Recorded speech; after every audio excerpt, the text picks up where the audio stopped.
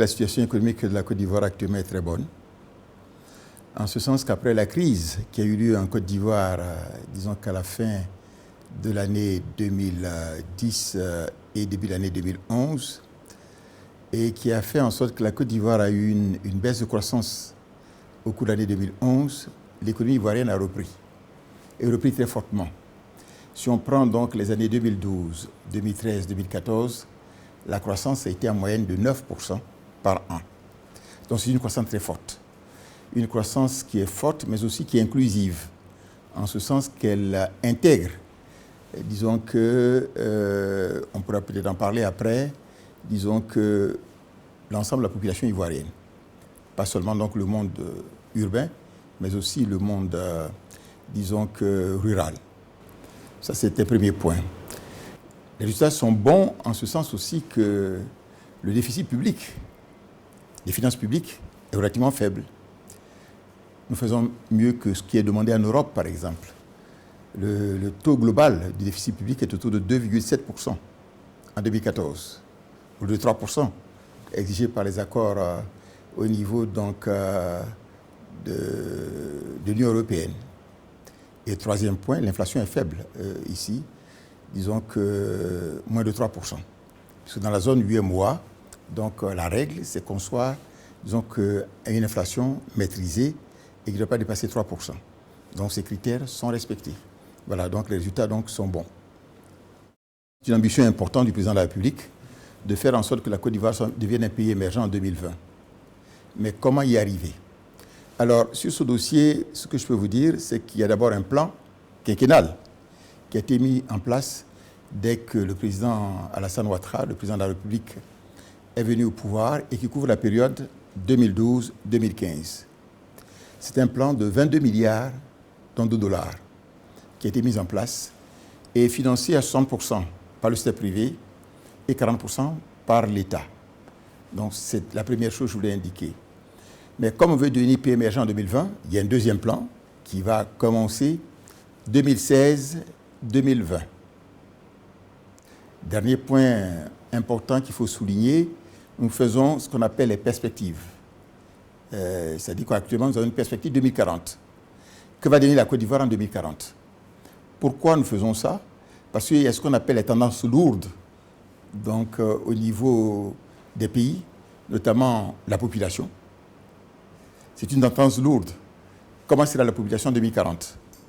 Parce que de là va dériver donc un certain nombre de politiques qu'il faut faire. Si vous n'avez pas donc la vision à long terme, c'est difficile donc d'ajuster les éléments. Donc on a une perspective 2040 sur laquelle nous sommes en train de travailler au niveau de l'État, mais aussi en liaison avec le secteur privé. Il y a des éléments sectoriels qui sont pris en compte. Par exemple, on a un plan, disons que national d'investissement agricole, qu'on appelle le PNIA. 2012-2016, le PNIA, c'est 4 milliards de dollars, disons, qui va transformer l'agriculture ivoirienne. On veut faire une révolution agricole en Côte d'Ivoire. Vous voyez, il y a un plan sectoriel dans le domaine des infrastructures, il y a un plan sectoriel dans le domaine de l'électricité. Donc, après les plans globaux, se déclinent des plans sectoriels dans chacun des secteurs principaux. Voilà ce que je voulais indiquer donc, concernant cet élément-là. Mais aussi pour permettre d'arriver donc à cette, disons que, émergence en 2020, il faut que l'État de Côte d'Ivoire fasse ici de réformes importantes, réformes économiques. Et vous savez que la Côte d'Ivoire a été donc désignée 2 années de suite comme membre des 10 pays les plus réformateurs dans le monde. Pas en Afrique, dans le monde. Disons que selon le rapport de la Banque mondiale Doing Business 2014, nous étions classés 7e dans le monde. Selon le rapport 2015, nous sommes classés 4e dans le monde. Et notre objectif, c'est d'être dans les 3 premiers, bien sûr. Moi, je vais d'abord dire que c'est un pays qui est ouvert et où se pratique un libéralisme économique. C'est important de le souligner et cela, ça date depuis l'indépendance de la Côte d'Ivoire. Le libéralisme économique est quelque chose de très important. C'est un choix qui a donc été fait par le premier président de la Côte d'Ivoire, le président Félix Houphouët-Boigny. La coalition des partis politiques actuellement au pouvoir s'appelle le RHDP, qui est le Rassemblement des Oufouettistes pour donc, la paix et le développement et la démocratie. Donc c'est un choix important. Donc c'est un élément qu'il faudrait indiquer. Deuxième élément qui me semble important, c'est un pays, comme je disais tantôt, qui fait des réformes.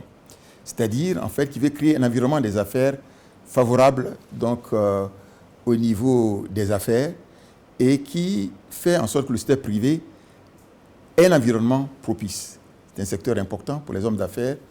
L'industrie, l'agro-industrie, d'abord l'agriculture, qui est une des plus performantes en Afrique, et l'agro-industrie, la transformation de ces produits. Vous avez aussi le secteur énergétique, qui est un secteur important pour les opérateurs économiques, notamment espagnols, puisque je sais que les Espagnols, dans le domaine de l'énergie solaire, par exemple, ont un savoir-faire qui est internationalement connu. J'ai eu la chance d'aller en Espagne à plusieurs reprises, puisque j'ai été Premier ministre de 1993 déjà à 1999. Et à ce titre, j'ai déjà effectué plusieurs voyages en Espagne et qui ont permis d'ailleurs de faire en sorte que l'Espagne, je crois que c'est en 1998, était devenue le premier partenaire financier de la Côte d'Ivoire. Premier partenaire financier de la Côte d'Ivoire, avant la France. Donc vraiment, c'est important quand même de souligner qu'à un moment donné, les relations avec l'Espagne étaient très très fortes. Bien sûr, la crise qui a eu lieu après, avec les choses sont donc baissées. Donc il y a vraiment, actuellement avec la reprise économique, une large gamme de possibilités donc, d'investissement donc, des entreprises espagnoles en Côte d'Ivoire.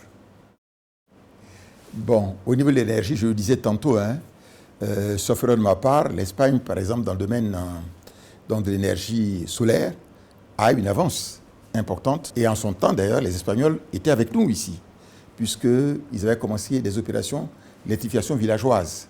Et disons que les chauffe-eau solaires dans les maisons en Côte d'Ivoire. Mais la crise a fait que ces éléments-là sont arrêtés. Mais ce qui est important, il n'y a pas seulement que le solaire. La Côte d'Ivoire actuellement produit autour de 1650 MW. À la fin de cette année, nous allons passer donc à 2000 MW de capacité installée. Et en 2020, nous allons passer à, disons que 4000 MW. On va doubler entre 2015 et 2020. Ce n'est pas l'État qui fait donc les centrales. Ce n'est pas l'État donc, qui fait donc les centrales thermiques. L'État ouvre au secteur privé, national et international, de participer donc à des appels d'offres. Je prends un cas comme Azito, qui fournit de l'énergie ici, une centrale thermique de plus de 450 MW. C'est le secteur privé donc, disons qui le fait. Le ministre nous a indiqué d'ailleurs ce matin qu'il y a un appel d'offres qui a été lancé pour l'énergie donc, solaire. Et disons qu'il y a 178 projets dans le domaine du solaire. Vous voyez, pour en retenir 60 au final. Que dans le domaine donc, des infrastructures, les besoins sont énormes au niveau des routes, des autoroutes, des ponts, des aéroports, des ports. Donc vraiment, je pense qu'il y en a une gamme vraiment large. Et actuellement, il y a beaucoup d'entreprises européennes, américaines, asiatiques, il faut donc noter, qui interviennent. Et actuellement donc, en Côte d'Ivoire, il n'y a pas de raison que les Espagnols ne puissent pas intervenir dans ce domaine. Voilà les deux domaines que vous avez cités. Je disais qu'il y avait deux domaines importants pour lesquels nous estimons que les entreprises espagnoles peuvent jouer un rôle non négligeable. C'est le domaine donc, de l'agro-industrie. C'est important donc de le faire parce que nous avons, vous savez, nous sommes le premier producteur mondial en ce qui concerne donc, le cacao, avec 1,7 million de tonnes. Il faut que dans la transformation, on transforme 35% actuellement. Le président a décidé qu'en 2020, on doit faire un minimum de transformation de 50%.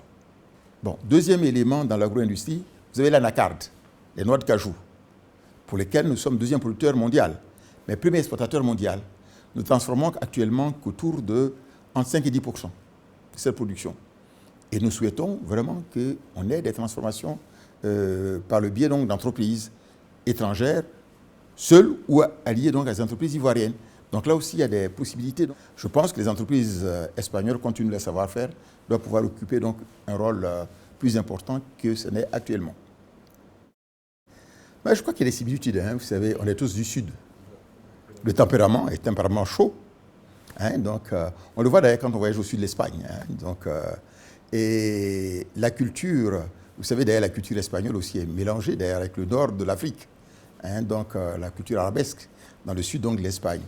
Donc on a, disons qu'au niveau des tempéraments, un tempérament qui est proche, disons qui est chaleureux, qui est ouvert. Je crois que c'est important pour les relations que l'on fait. Et je pense aussi que, je l'ai noté au niveau de l'Espagne, qu'il y a aussi l'ouverture vers l'autre. Et c'est important, vous êtes dans les rues ici, vous allez voir que les gens vont vous aborder, essayer de savoir d'où vous venez. Le contact est important. Et je crois que les hommes d'affaires, quand ils arrivent dans un pays, ont besoin donc de ça.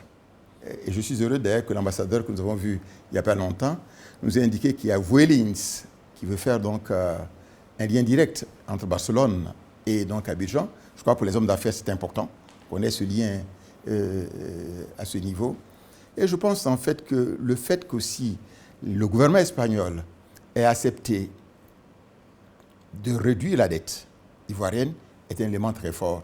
Je crois que nous sommes en cours de discussion pour finaliser le dossier donc, de la dette. Et nous avons proposé que dans l'utilisation donc, de cette dette, il puisse y avoir donc, les entreprises espagnoles et les entreprises ivoiriennes qui puissent bénéficier de ça. On a demandé qu'on ait un raccourcissement de la durée d'utilisation, de manière à ce que nous puissions donc, le faire. Donc moi, je pense que la culture, donc, disons qu'espagnole, la culture ivoirienne, sont quand même assez proches. Et c'est la raison pour laquelle, moi, je pense que dans le développement, il ne faut pas seulement parler de l'économie, il faut aussi échanger au niveau de la culture. La langue espagnole, c'est la deuxième langue. Enseignée donc, à l'université ici, il y a plus de 200 000 élèves qui suivent l'espagnol ici en Côte d'Ivoire. Donc c'est un élément très fort de rassemblement et donc d'union entre l'Espagne et la Côte d'Ivoire. Pienso que hay posibilidades por los alumnos de Costa de Marfil ir a España para mejorar la lengua española para los alumnos, pero por los profesores que pueden desarrollarlo aquí en Costa de Marfil. Vamos a trabajar con el señor embajador para desarrollar la lengua española aquí en Costa de Marfil.